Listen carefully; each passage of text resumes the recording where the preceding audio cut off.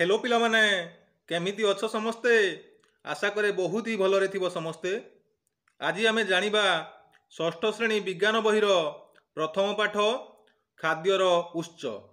आमे देखिबा कौन कौन सबु खाद्य रहिछि एवं सेही सबु खाद्य आमको केउठारु मिले।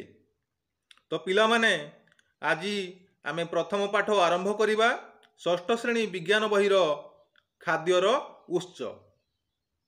प्रत्येक जीवर वृद्धि एवं विकास पाई खाद्य निहाती भावरे आवश्यक होइथाए। आम शरीर रे अनेक गुड़िए जीवन प्रक्रिया अहरह चली तुमे माने मध्य जानी पारुथिबो, यथा वृद्धि, विकास, श्वसन, पाचन, रेचन, प्रजनन एवं एही भली भावरे अनेक गुड़िए शारीरिक प्रक्रिया चली। एही प्रत्येक शारीरिक प्रक्रिया पाई शरीर किछि ना किछि शक्ति आवश्यक करिथाए एवं एही शक्ति आमको खाद्य माध्यम भी मिली थाए। तेणु पिला माने मनुष्य शरीर पाई खाद्य निहाती भावरे आवश्यक होइथाए। आम देशर नाम भारत। भारत एक बहुभाषी देश। विभिन्न प्रकारर संस्कृति, परंपरा, चालीचलन एवं परिशेष रे खाद्य पदार्थ। आमे देखिबा ओडिशा। आम राज्य ओडिशार प्रमुख खाद्यशस्य हेउछि धान। जदि आमे नबा धान ताहेले धान हेउछि आम ओडिशार प्रमुख खाद्यशस्य। एही धानरु प्रस्तुत होइथाए चाउल एवं एही चाउलरु आमे प्रस्तुत करिथाउ भात एवं भात ओडिशार एक प्रमुख खाद्य रूपे परिगणित। सेहीपरि पिला माने जदि आमे दिल्ली, हरियाणा, पंजाब, चंडीगढ़ अंचल को जीवा ताहेले सही स्थानर प्रमुख खाद्य रूपे बा प्रमुख खाद्य शस्य रूपे आमको मिलिबो गहम एवं एही गहमरु रुटी प्रस्तुत करा जाइथाए। तेणु पंजाब अंचल रे रुटी एक प्रमुख खाद्य रूपे परिगणित। सेहीपरि जदि आमे महाराष्ट्र अंचल को जीवा तेबे नासिक अंचल रे सेठारे प्रचुर परिमाण रे पियाज उत्पादन हुए। तेणु पिला माने सारा भारत को पियाज जगाइबारे नासिक रो भूमिका बहुत अधिक रही। तो एठारू पियाज अधिक परिमाण रे मिली थाए। ठीक सही परी पश्चिमबंग अंचलरू आलू अत्यधिक परिमाण रे रप्तानी करा जाय थाए। जदि आमे आंध्र, तेलंगाना इत्यादि अंचल को जीवा तो सेठारे मध्य प्रमुख खाद्य शस्य रूपे आमको चाउल एवं खाद्य हिसाब से आमको इडली मिल पारे, जार प्रस्तुति चाउल एवं बिरी इत्यादि शस्यरू होइथाए।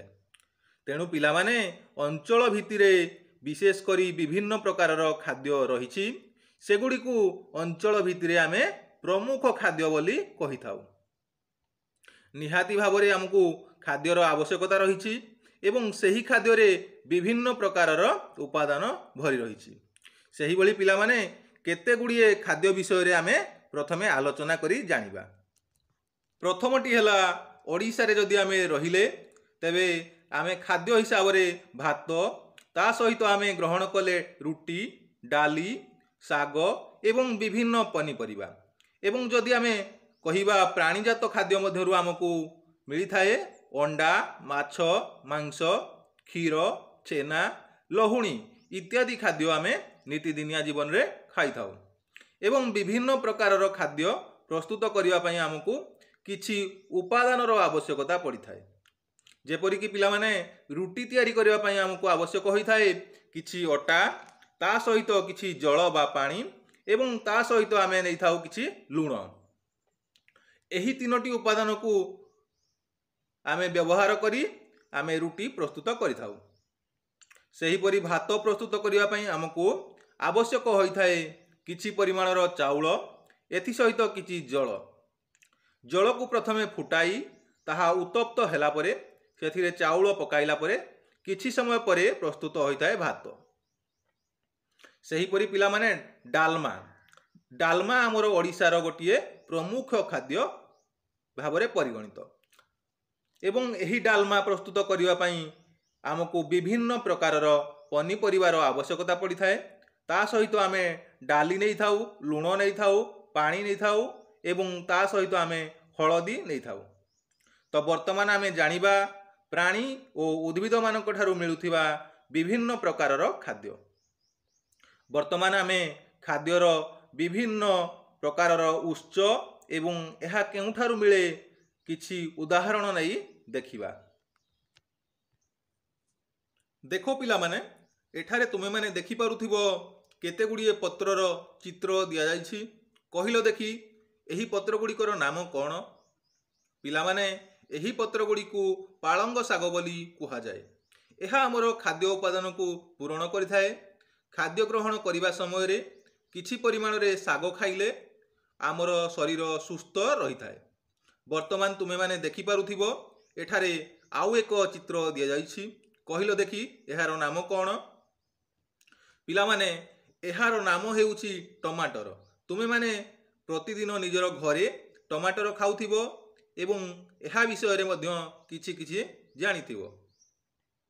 एहा हेउछि गुल्म जातीय उद्भिदर एक फल अटे।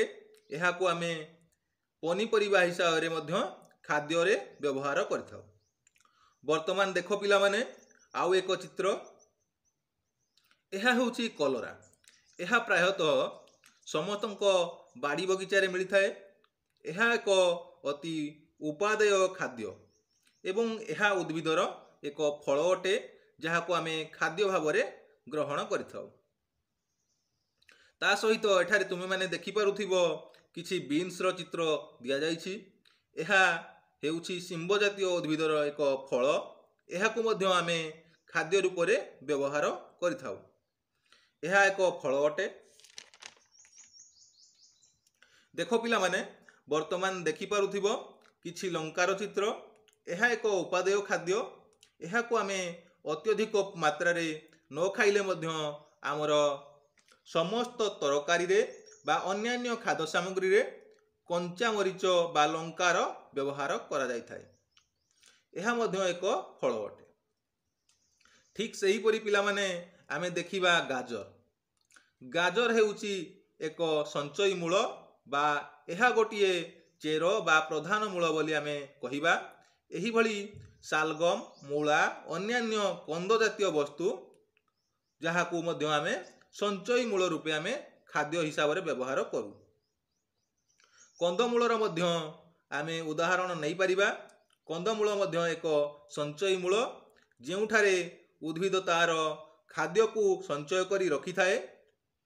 एहा माटी तले फली थाए। एहाकु आमे खाद्य हिसाब रे व्यवहार करथाउ। एवं चीना बादाम जेउथिरे अत्यधिक उपादेय उपादान रहिछि एवं एहाकु आमे तैल बीज आकार रे मध्य खाइ थाउ। एवं एहा एक उपादेय खाद्य जहा माटी तले फली थाए। सही परि पिला माने छतु जहा एक कबक अटे किंतु एथिरे मध्य अत्यधिक उपादेय वस्तु थिबारु एहाकु आमे उत्तम खाद्यर उत्स हिसाब रे ग्रहण करू। एवं छतुरे खाद्यर अत्यधिक रोचक उपादान रहिछि। तेणु छतु एक कबक हेले मध्य एहाकु पुष्टिकर खाद्य भाव रे व्यवहार करा जाय थाए। तेणु आमे एथिरु स्पष्ट हेले जे उद्भिदर प्रत्येक अंश आमर खाद्य हिसाब रे व्यवहार होई थाए। आहुरी गोटिए कथा शुणिले आमको आश्चर्य लागिवो जे एपरी गोटिए लता अछि जहार प्रत्येक अंश को आमे खाद्य रूप रे व्यवहार करिथाउ। यथा पत्र को साग हिसाब रे व्यवहार करिथाउ एवं एथि सहित फूल, फल, कांड एही सब को मध्य आमे खाद्य हिसाब रे व्यवहार करिथाउ। कहिलो पिलाए एही लतार नाम कौन?